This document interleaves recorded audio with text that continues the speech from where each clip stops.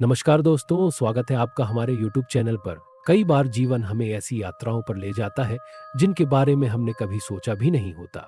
नेपाल की यह यात्रा विनय के लिए भी ऐसी ही थी। ये एक साधारण कामकाजी यात्रा थी, लेकिन यह उनके जीवन का सबसे रहस्यमय और भयावह अनुभव बनने वाली थी। उन्हें इस बात का अंदाजा भी नहीं था कि नेपाल की बर्फीली पहाड़ियों में कदम रखने के बाद उन्हें ऐसी घटनाओं का सामना करना पड़ेगा जो उनके जीवन भर के विश्वासों को हिलाकर रख देंगी। विनय शर्मा एक 32 वर्षीय बीमा एजेंट था जिसकी नौकरी में लगातार यात्राएं करनी पड़ती थी। यही कारण था कि वो किसी एक जगह पर स्थायी रूप से नहीं रह पाता था। विनय एक ईमानदार, मेहनती और व्यवहारिक व्यक्ति था जिसे अपने काम से बहुत लगाव था। शांत और तर्कशील स्वभाव के कारण वो किसी भी रहस्यमयी घटना पर आसानी से विश्वास नहीं करता था। बचपन में ही उसके माता पिता का देहांत हो गया था और उसका कोई भाई बहन भी नहीं था। शादी के बाद उसकी पत्नी अंजलि ही उसका पूरा परिवार बन गई थी। विनय और अंजलि की लव मैरिज हुई थी। विनय किसी पॉलिसी के काम से अंजलि के घर गया था। दोनों में कुछ देर बातचीत हुई और दोनों एक दूसरे को पसंद करने लगे और उन दोनों ने अपने नंबर एक्सचेंज कर लिए। अंजलि शर्मा 30 वर्षीय एक गृहिणी थी जो घरेलू जीवन में संतुष्ट थी। वह संवेदनशील और सहृदय थी और उसकी सोच आध्यात्मिकता से जुड़ी हुई थी। हालांकि वह पढ़ी लिखी और आधुनिक विचारों वाली थी, लेकिन परंपराओं और अलौकिक घटनाओं में उसका गहरा विश्वास था। शादी से पहले वह अपने माता पिता के साथ रहती थी, लेकिन शादी के बाद विनय के साथ घूमते फिरते जीवन बिताने लगी। विनय और अंजलि का रिश्ता बेहद मजबूत था क्योंकि वे एक दूसरे की भावनाओं को भली भांति समझते थे। दोनों ने अब तक कई जगहों की यात्रा की थी, लेकिन नेपाल की यात्रा उनके जीवन की सबसे रहस्यमयी और डरावनी घटना बनी। इस यात्रा के दौरान उन्होंने ऐसी अलौकिक घटनाओं का सामना किया जिसने उनके विश्वास और सोचने के तरीके को पूरी तरह बदल दिया। नेपाल की यात्रा शुरू होने से पहले ही मौसम खराब होने लगा था। ठंड अपने चरम पर थी और नेपाल के पहाड़ी इलाकों में बर्फबारी तेज हो रही थी। यह यात्रा आसान नहीं होने वाली थी, लेकिन विनय और उनकी पत्नी ने हिम्मत नहीं हारी। उन्होंने यात्रा के लिए जरूरी सामान पैक किया। गर्म कपड़े, जरूरी कागजात, खाने पीने की चीजें और अन्य जरूरी सामान। उनकी यात्रा लंबी थी लेकिन रोमांचक भी। वे ट्रेन से नेपाल की सीमा तक पहुंचे और फिर बस से पहाड़ी इलाकों की ओर बढ़ने लगे। जैसे जैसे वे पहाड़ों के करीब पहुंचते गए, मौसम और भी ठंडा होता गया। रास्ते में बर्फीली हवाएं चल रही थी और पहाड़ों की ढलानों पर सफेद बर्फ की मोटी चादर बिछी हुई थी। यह नजारा जितना खूबसूरत था उतना ही खतरनाक भी। नेपाल की संकरी और खतरनाक पहाड़ी सड़कों पर सफर करना आसान नहीं था। कई जगहों पर रास्ते संकरे और फिसलन भरे थे। बर्फबारी के कारण सड़कें और भी मुश्किल हो गई थीं। लेकिन विनय एक अनुभवी यात्री थे, इसलिए उन्होंने धैर्य बनाए रखा। उनकी पत्नी ने भी इस चुनौतीपूर्ण सफर का आनंद लिया। हालांकि अंदर ही अंदर वह घबराई हुई थी। कई घंटे के सफर के बाद वे नेपाल के उस छोटे से गांव में पहुंचे जहां उन्हें 1 महीने तक रहना था। यह गांव पहाड़ों की ऊंचाई पर बसा हुआ था। यहाँ के घर छोटे छोटे थे और एक दूसरे से काफी दूरी पर स्थित थे। सर्दियों में इस इलाके में बहुत कम लोग नजर आते थे क्योंकि ठंड के कारण ज्यादातर लोग घरों में ही बंद रहते थे। उनका नया घर भी एक पहाड़ी ढलान पर बना हुआ था। यह एक पुराना मकान था, लेकिन अच्छी हालत में था। घर के चारों तरफ घने देवदार के पेड़ थे जो रात के समय और भी डरावने लगते थे। आसपास का इलाका बहुत सुनसान था। रात होते ही घुप अंधेरा छा जाता था और केवल ठंडी हवाओं की सरसराहट सुनाई देती थी। विनय और उनकी पत्नी ने घर के अंदर जाते ही राहत की सांस ली। सफर बहुत थकाने वाला था, इसलिए उन्होंने जल्दी से अपना सामान जमाया और गर्म कपड़े पहनकर आराम करने लगे। घर में बिजली की सुविधा सीमित थी और हीटर भी बहुत अच्छा काम नहीं कर रहा था, इसलिए उन्होंने लकड़ी जलाकर कमरे को गर्म करने का फैसला किया। पहली रात तो वे सफर के कारण बहुत थके हुए थे। वे सो गए। रात में उन्हें दरवाजा खटखटाने आवाज आई, पर उन्हें ध्यान नहीं दिया। अगले दिन दोनों घूमने निकल पड़े। घर से बहुत दूर निकल गए और जब रात हो गई तो उन्होंने एक रात के लिए एक कमरा किराए पर ले लिया। सुबह विनय अपनी पत्नी को पहले वाले घर पर छोड़कर काम पर चला गया। अगली सुबह विनय अपने काम के लिए बाहर चला गया। जब वह बाहर गया तो उसकी पत्नी अकेले घर में बैठी थी और सोच रही थी कि वक्त कैसे बिताए। उसने सोचा कि बाहर जाकर कुछ देखना चाहिए। जब वह घर का दरवाजा खोलती है तो वह देखती है कि घर के पास बने खंभे के पीछे एक छोटा सा बच्चा खड़ा है। बच्चा चुपचाप उसे देख रहा था। विनय की पत्नी ने उसे अपनी ओर बुलाया, लेकिन बच्चा कुछ नहीं कहता और दौड़ते हुए वहां से भाग जाता है। अंजलि ने सोचा कि शायद वह अपने दोस्तों के साथ कुछ खेल रहा होगा। जैसे ही वह सड़क पर पहुंची, उसने देखा कि थोड़ी दूरी पर एक महिला खड़ी थी। वह ऊनी शॉल ओढ़े हुई थी और अंजलि को ध्यान से देख रही थी।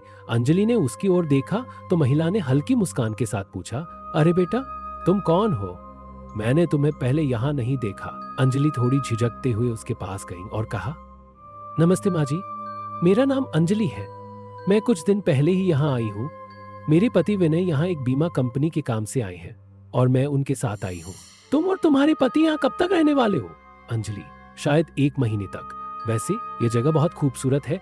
थोड़ी देर बात करने के बाद अंजलि को लगा कि वह कुछ बताना चाहती है, लेकिन किसी कारणवश ऐसा नहीं कर पा रही है। अंजलि को लगा कि यह उसका भ्रम भी हो सकता है। परिचय होने के बाद वह घर वापस आ गई। अगले दिन भी वही बच्चा फिर से खंभे के पास खड़ा नजर आता है और विनय की पत्नी उसे घूरते हुए देखती रहती है। इस बार उसकी पत्नी ने बच्चे से पूछा कि वह वहां क्या कर रहा था।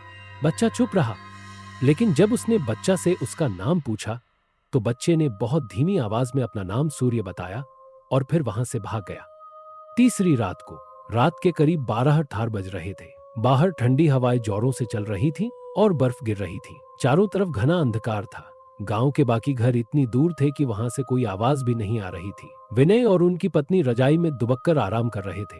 तभी अचानक उन्हें लगा कि किसी ने उनके घर का दरवाजा खटखटाया। पहले तो उन्होंने इसे नजरअंदाज किया, क्योंकि उन्हें लगा कि यह तेज हवा के कारण हो सकता है। लेकिन कुछ ही मिनट बाद दरवाजा फिर से खटखटाया गया।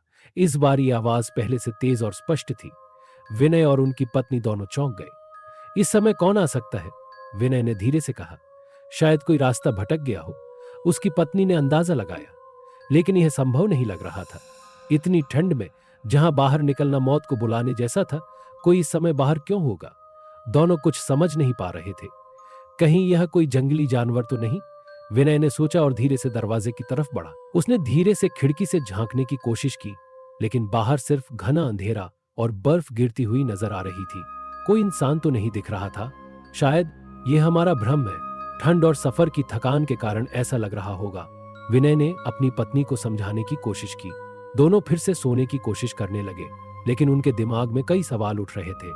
अगर यह हवा का असर था तो आवाज इतनी साफ और इंसानी तरीके से क्यों आ रही थी? और अगर कोई था तो वह बिना आवाज किए क्यों खड़ा था? धीरे धीरे रात बीतने लगी और उन्हें यह एहसास नहीं था कि यह यात्रा उनके लिए सिर्फ एक पेशेवर यात्रा नहीं थी, बल्कि एक रहस्यमय और भयावह अनुभव की शुरुआत थी। नेपाल की इस यात्रा की शुरुआत रोमांचक थी, लेकिन अब इसमें रहस्य और डर का एक अजीब सा माहौल बनने लगा था।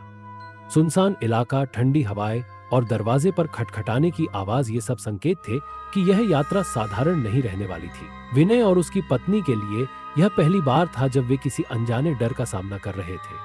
वे नहीं जानते थे कि आने वाले दिनों में उन्हें और भी अजीब और डरावनी घटनाओं का सामना करना पड़ेगा। यह सिर्फ शुरुआत थी, एक ऐसी शुरुआत जो उन्हें एक रहस्यमय दुनिया में ले जाने वाली थी। विनय और उसकी पत्नी के लिए नेपाल की रात बेहद अजीब होने वाली थी। बाहर तेज बर्फबारी हो रही थी और हवाओं की सरसराहट खिड़कियों से टकरा रही थी। चारों ओर गहरा अंधेरा था।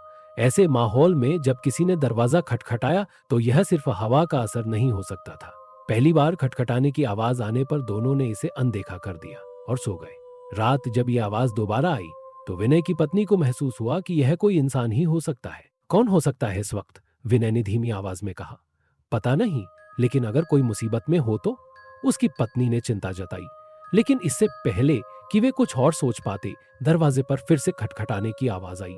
इस बार यह ज्यादा तेज थी और ऐसा लग रहा था जैसे कोई जरूरी काम से दरवाजा खुलवाना चाहता हो। इस बार विनय ने हिम्मत करके दरवाजे की तरफ बढ़ने का फैसला किया। उसकी पत्नी भी घबराई हुई थी, लेकिन अंदर एक अजीब सा एहसास उसे बता रहा था कि दरवाजा खोलना सही नहीं होगा। जैसे ही विनय दरवाजे के पास पहुंचा, उसे बाहर से किसी बच्चे की धीमी आवाज सुनाई दी। दरवाजा खोलो प्लीज, दरवाजा खोलो, बहुत ठंड है। यह सुनकर विनय की पत्नी तुरंत सतर्क हो गई। यह आवाज उसे जानी पहचानी लगी। ये वही बच्चा है जो हर दिन खंभे के पीछे खड़ा रहता है, उसने हड़बड़ाते हुए कहा। विनय कुछ समझ नहीं पा रहा था। तुम कैसे कह सकती हो कि ये वही बच्चा है? तो हमें उसकी मदद करनी चाहिए, विनय ने कहा। लेकिन उसकी पत्नी के मन में कुछ और ही चल रहा था। नहीं विनय, मुझे कुछ ठीक नहीं लग रहा। यह कोई सामान्य बात नहीं है। अभी वे इस डर और दुविधा में थे कि अचानक उनके घर का फोन बज उठा। इस सुनसान इलाके में रात के समय किसी का फोन आना अपने आप में अजीब था। विनय की पत्नी ने घबराते हुए फोन उठाया। दूसरी तरफ वही पड़ोस में रहने वाली औरत थी जिससे वह दिन में मिली थी। हेलो जी, मैं आपको बताना भूल गई थी, अगर आपके घर के बाहर कोई दरवाजा खटखटाए तो उसे मत खोलना। यह सुनते ही विनय की पत्नी का खून जम गया। क्या? लेकिन अभी हमारे दरवाजे के बाहर कोई है और वह बच्चा बोल रहा है कि उसे अंदर आने दो। दूसरी तरफ से औरत की आवाज और भी तेज और घबराई हुई लग रही थी। नहीं, प्लीज मत खोलना, वह कोई बच्चा नहीं है, वह एक आत्मा है। जब जब यहाँ तेज आंधी और बर्फ गिरती है तब तब वह सबके घरों के बाहर जाता है और दरवाजा खुलवाने की कोशिश करता है। अगर कोई गलती से भी दरवाजा खोल दे तो अगले दिन उसकी लाश बर्फ में दबी हुई मिलती है। यह सुनकर विनय और उसकी पत्नी के होश उड़ गए। मतलब यह एक भूत है? विनय की पत्नी ने कांपते हुए पूछा। और यह सिर्फ ठंड का बहाना बनाकर लोगों को धोखा देता है। अगर आपने दरवाजा खोल दिया तो आप भी अगले दिन नहीं बचेंगे। अब विनय और उसकी पत्नी दोनों ठंडे पसीने से नहा चुके थे। दरवाजे के बाहर अभी भी खटखटाने की आवाज आ रही थी। बीच बीच में बच्चे की वही धीमी और दर्द भरी आवाज सुनाई दे रही थी, कृपया दरवाजा खोलो। लेकिन अब दोनों को साफ समझ आ गया था कि यह कोई साधारण बच्चा नहीं था। यह कोई और शक्ति थी जो उन्हें बहला फुसलाकर दरवाजा खुलवाना चाहती थी। विनय ने तुरंत लाइट बंद कर दी और अपनी पत्नी को इशारे से चुप रहने को कहा। दोनों ने सांस रोककर दरवाजे से दूर हटने की कोशिश की। कुछ मिनटों बाद खटखटाने की आवाज बंद हो गई, लेकिन उनके मन में यह डर हमेशा के लिए बैठ गया था। अगर हमने दरवाजा खोल दिया होता तो क्या होता? अगली सुबह विनय और उसकी पत्नी ने हिम्मत जुटाई और अपने पड़ोसी के पास गए। उन्होंने पूरी रात की घटना के बारे में बताया। पड़ोसी ने कहा, आपको बहुत किस्मत थी कि आपने दरवाजा नहीं खोला। कई लोग इस जगह पर आए और बर्फ में हमेशा के लिए दब गए। इसके बाद उसने उन्हें उस आत्मा के पीछे की कहानी सुनाई। विनय और उसकी पत्नी की रात तो किसी तरह कट गई, लेकिन उनके मन में सवालों का एक तूफान उठ चुका था। वे समझ नहीं पा रहे थे कि जो कुछ हुआ वह वास्तविक था या केवल उनका भ्रम। सुबह होते ही वे अपने पड़ोसी के घर गए, जो उस गांव में रहने वाली एक बुजुर्ग महिला थी। उन्होंने पूरी रात की घटना के बारे में विस्तार से बताया। महिला ने उनकी बातें सुनी और गहरी सांस लेते हुए कहा, मैं जानती थी कि यह फिर होगा। यह आत्मा हर साल लौटती है। विनय और उसकी पत्नी अब तक यह समझ चुके थे कि वे किसी अलौकिक शक्ति का सामना कर रहे थे। लेकिन यह बच्चा कौन था? उसका भूत क्यों यहाँ हर साल लौटता था? और अगर यह एक आत्मा थी तो वह अब तक मुक्त क्यों नहीं हुई थी? बुजुर्ग महिला ने एक लंबी सांस भरी और कहना शुरू किया, यह कहानी बहुत पुरानी है, लेकिन इस गांव के हर इंसान को यह पता है। यहाँ सालों पहले एक परिवार रहने आया था, एक माँ, पिता और उनका छोटा बेटा। एक दिन बहुत भयानक बर्फीला तूफान आया। पूरा गांव अपने अपने घरों में बंद था, लेकिन वह छोटा लड़का अपने घर से बाहर निकल आया और रास्ता भटक गया। वह दरवाजे खटखटाकर लोगों से मदद मांगता रहा, लेकिन कोई भी उसे अंदर नहीं आने दिया। अगले दिन सुबह होने पर उसकी लाश बर्फ में जमी हुई मिली। क्या किसी को इस पर शक नहीं हुआ? विनय ने पूछा। महिला ने सिर हिलाया। नहीं, क्योंकि सभी ने उसे अपनी आंखों से मरते हुए देखा था। उसके माता पिता भी उसे ढूंढते रहे, लेकिन तब तक बहुत देर हो चुकी थी। वे इस सदमे को सहन नहीं कर सके और कुछ ही महीनों बाद वे भी चल बसे। लेकिन वह बच्चा एल, वह यहां से गया नहीं। विनय और उसकी पत्नी के रोंगटे खड़े हो गए। महिला ने आगे बताया, जब से वह मरा है तब से हर साल जब जब बर्फीली आंधी आती है वह वापस लौटता है। वह ठंड से कांपता हुआ लोगों के दरवाजे खटखटाता है और अंदर आने की गुहार लगाता है। कुछ लोग डर कर दरवाजा खोल देते हैं और अगले दिन उनकी लाश भी बर्फ में दबी मिलती है। तो क्या इसका कोई समाधान नहीं है? विनय की पत्नी ने कांपती आवाज में पूछा। कोई नहीं जानता। कुछ लोगों ने पंडितों और तांत्रिकों को भी बुलाया, लेकिन वे भी इसे रोक नहीं सके। अब लोग बस यही करते हैं कि दरवाजा बंद रखते हैं और उसकी पुकार को अनसुना कर देते हैं। अब विनय और उसकी पत्नी पूरी तरह से डर चुके थे। वे जानते थे कि वे इस रहस्यमयी शक्ति से बचने के लिए केवल यही कर सकते थे कि वे दरवाजा न खोले, लेकिन सवाल यह था, क्या आत्मा इतनी आसानी से हार मान लेगी? अगले कुछ दिनों तक सब कुछ सामान्य रहा। कोई अजीब घटना नहीं हुई, कोई दरवाजा खटखटाने की आवाज नहीं आई। विनय और उसकी पत्नी ने सोचा कि शायद वे अब सुरक्षित है, पर यह उनका भ्रम था। एक रात जब वे सोने ही वाले थे, तभी दरवाजे पर फिर से वही धीमी धीमी खटखटाने की आवाज आई। दरवाजा खोलो। इस बार यह आवाज और भी दुख भरी थी, जैसे कोई सच में मदद के लिए पुकार रहा हो। विनय और उसकी पत्नी ने घबराकर एक दूसरे की ओर देखा। हमें इसे नजरअंदाज करना होगा, विनय ने फुसफुसाते हुए कहा। लेकिन उसकी पत्नी के दिल में अजीब बेचैनी हो रही थी। उसे लग रहा था कि यह आत्मा सिर्फ डराने के लिए नहीं आई थी, बल्कि कुछ कहना चाह रही थी। पर अगर दरवाजा खोलना मौत को न्योता देने जैसा था, तो वे क्या करें? क्या विनय और उसकी पत्नी इस आत्मा की सच्चाई जान पाएंगे? क्या वे इसे मुक्त करने का कोई तरीका ढूंढ सकेंगे, या फिर वे भी इस गांव के बाकी लोगों की तरह इसे अनदेखा करके अपनी जान बचाएंगे? अगले दिन रात के अंधेरे में एक बार फिर से वही खटखटाने की आवाज आई, धीमी, निरंतर और विनती भरी। दरवाजा खोलो, बहुत ठंड है, मैं मर जाऊंगा। विनय और उसकी पत्नी दोनों बिस्तर में लेटे लेटे कांप रहे थे। उनके मन में सवालों का बवंडर उठ चुका था। विनय, यह आत्मा क्यों बार बार हमारे ही दरवाजे पर आ रही है? उसकी पत्नी ने धीमी आवाज में पूछा। पता नहीं, लेकिन हम दरवाजा नहीं खोल सकते। अगर खोला तो हम कल सुबह तक जिंदा नहीं रहेंगे। लेकिन दरवाजे की आवाज रुक नहीं रही थी। अब यह और भी ज्यादा तेज और हताश लग रही थी, जैसे कि कोई अंदर आने के लिए तड़प रहा हो। अगली सुबह विनय और उसकी पत्नी सीधे अपनी पड़ोसी बुजुर्ग महिला के पास पहुंचे। उन्होंने पूरी रात की घटना के बारे में बताया। महिला गंभीर हो गई और बोली, यह आत्मा सिर्फ डराने नहीं आई, यह कुछ मांग रही है। शायद कोई अधूरी इच्छा, कोई अधूरा काम, जिसे पूरा करने के बाद ही इसे मुक्ति मिलेगी। लेकिन हमें कैसे पता चलेगा कि इसकी अंतिम इच्छा क्या थी? विनय ने चिंता जताई। महिला ने आंखें बंद की और कुछ सोचने लगी। मुझे लगता है कि इसका जवाब उस जगह पर मिलेगा जहां इस लड़के की मौत हुई थी। विनय और उसकी पत्नी ने हिम्मत जुटाई और उस जगह गए जहां उस बच्चे की लाश बर्फ में मिली थी। यह गांव से थोड़ा दूर एक सुनसान पहाड़ी क्षेत्र था। चारों ओर घने पेड़ थे और ठंड इतनी थी कि खून जम जाए। वे वहां पहुंचे और चारों ओर देखने लगे। तभी विनय की पत्नी को बर्फ में कुछ दबा हुआ सा दिखा। उन्होंने हाथ से उसे साफ किया तो वहां एक पुरानी लकड़ी की तख्ती मिली, जिस पर नेपाली भाषा में कुछ लिखा था।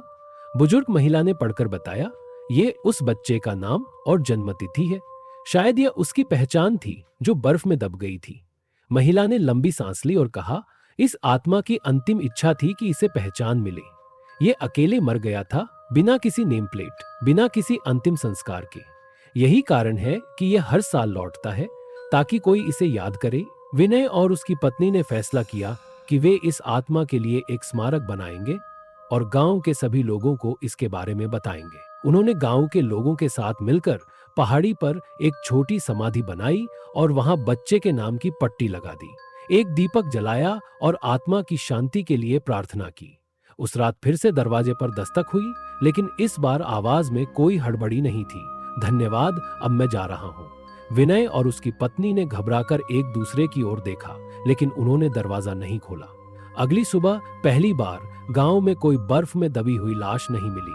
आत्मा मुक्त हो चुकी थी। पूरा वीडियो देखने के लिए आपका धन्यवाद। हमें उम्मीद है कि आपको यह वीडियो पसंद आया होगा। यदि इस वीडियो ने आपको मनोरंजन किया है तो कृपया हमारे चैनल को सब्सक्राइब करना न भूलें। आपकी सब्सक्रिप्शन और सपोर्ट हमें बेहतर और मजेदार कंटेंट लाने के लिए प्रेरित करता है। साथ ही हमें कमेंट सेक्शन में अपनी बहुमूल्य प्रतिक्रिया जरूर दें। आपकी राय हमारे लिए बहुत महत्वपूर्ण है और इससे हमें यह समझने में मदद मिलती है कि आप किस तरह के वीडियोस देखना पसंद करते हैं। इस कहानी को अपने दोस्तों, परिवार और सोशल मीडिया पर शेयर करना न भूलें, ताकि और लोग भी इसे देख सकें और इसका आनंद उठा सकें। आपका सहयोग हमारे चैनल की सफलता में अहम भूमिका निभाता है।